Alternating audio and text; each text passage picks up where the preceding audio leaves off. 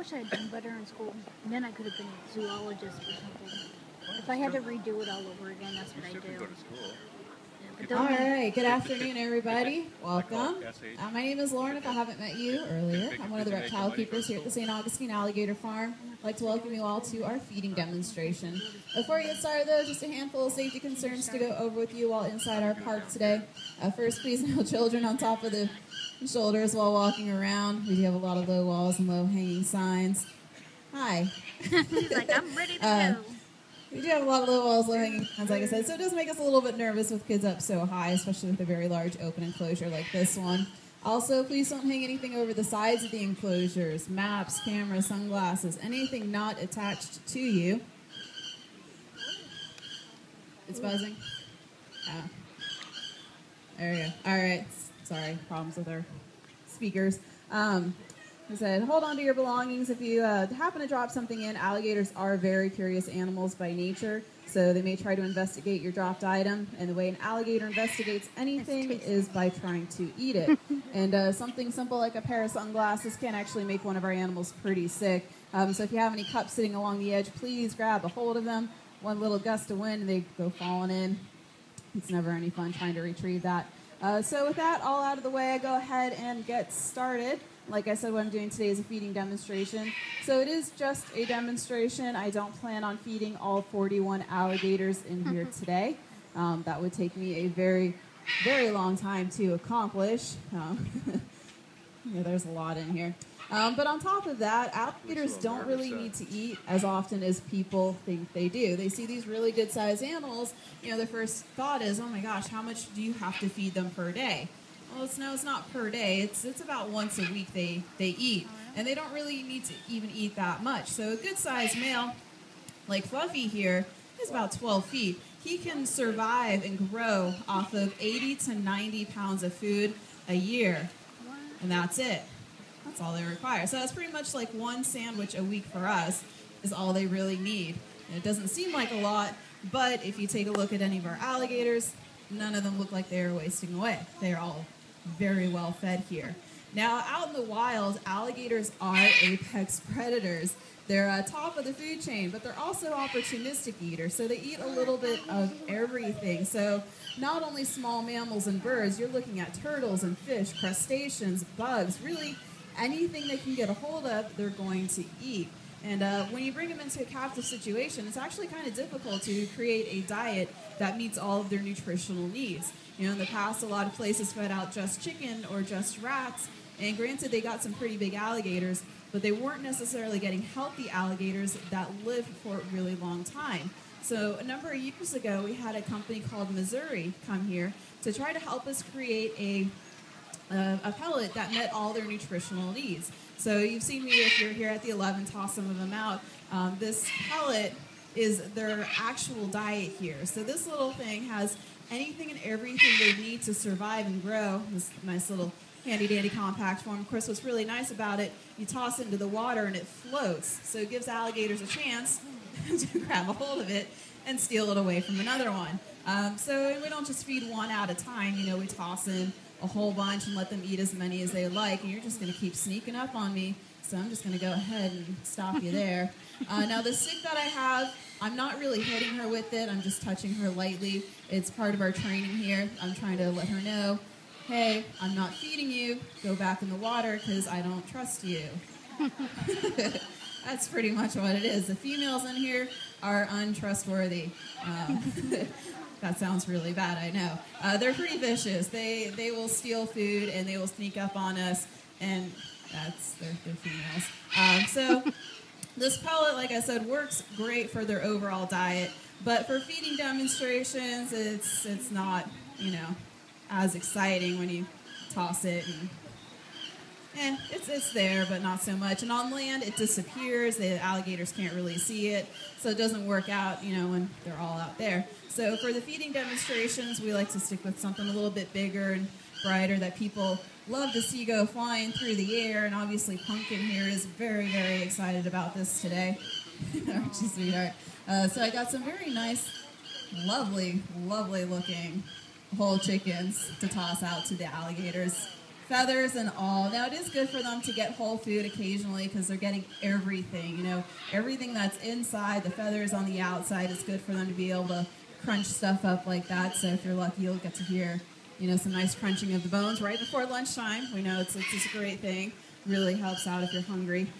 So I try to hit up kind of every corner possible. What's really funny is on days like this, that female and that female always get up on land in those corners because they know that we like to toss out to every corner. So if they sit there, they know the chances of them getting fed are really high. And that's why she is probably our roundest female in this enclosure. She gets the name Big Mama for a reason. She is very large and not very nice, and neither is that one. So play it by ear and see how it goes. So like I said, I just got a handful of these. She's just going to sit there, isn't she? She's poised and ready to go. She's waiting for me to get a little close and want a piece of food. And like I said, the females are a lot smaller in here, but they are a lot scarier. They have no fear, and they will steal food. I've seen males get a piece of food in their mouth, pick it up to swallow it, and they run up and just grab it from their mouths and just run away with it. So, like I said, they know what it's all about. Fluffy, you want a piece of food? You want a piece? You can open up for me? Oh, big open. Come on. Now, out in the wild, they are a good job. Ambush predators. So you saw him swishing that tail in the water. He's building up that momentum to come blasting out of the water to grab a hold of a prey. And, you know, Mad Max here is demonstrating that too.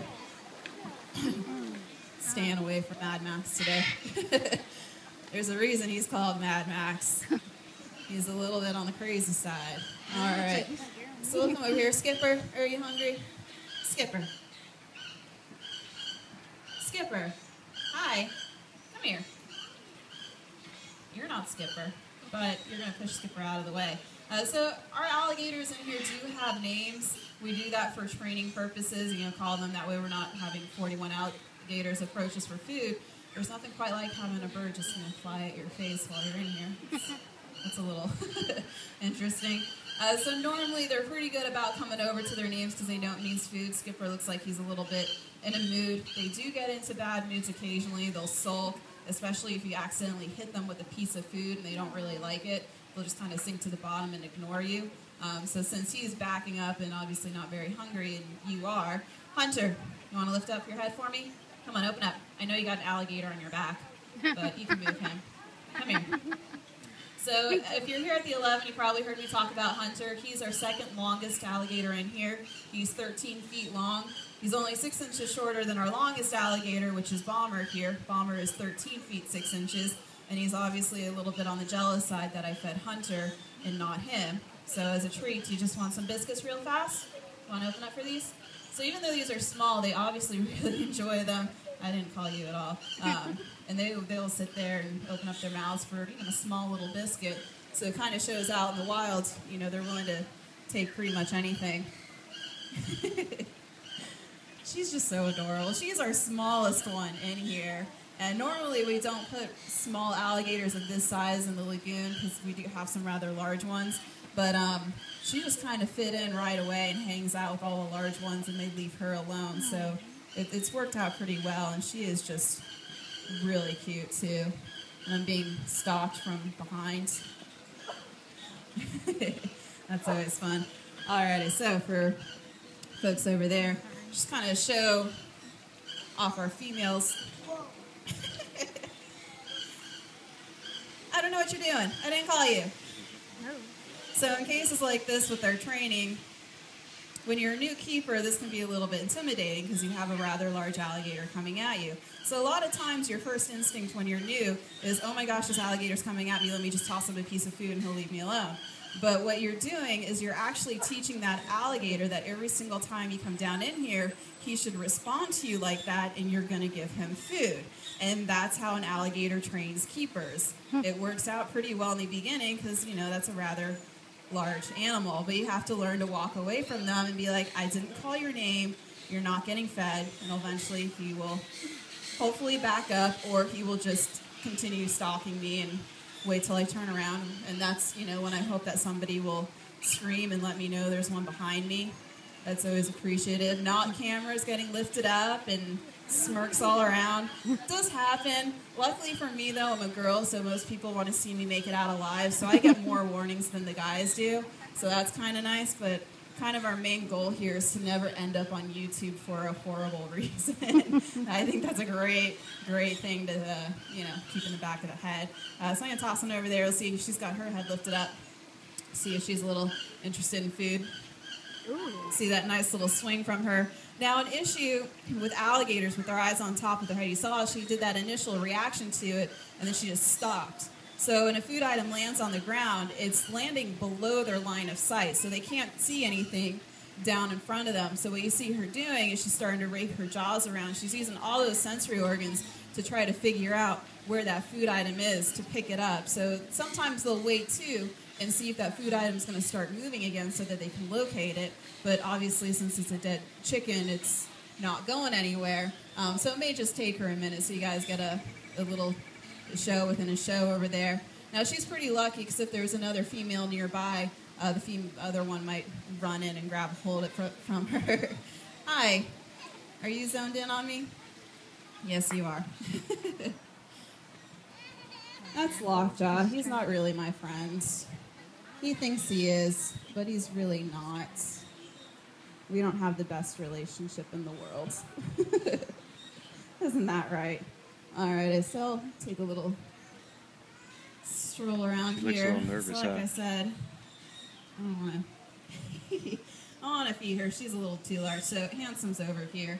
Not like he really needs another piece of food either, but Handsome, come on over here. Open up so that they can see something. Open up. You gonna open up for me? He's like, no, I want you to get closer. Open up. This is part of their training us as well. They want us to get as close as possible and, not realize that we're in the danger zone. And then it turns into, a bad day that we like to not think about too much. You can tell it's been a little bit warmer out because they are all just following me a lot here. So let's see. I got one piece left, and we'll see if Chip over here wants it.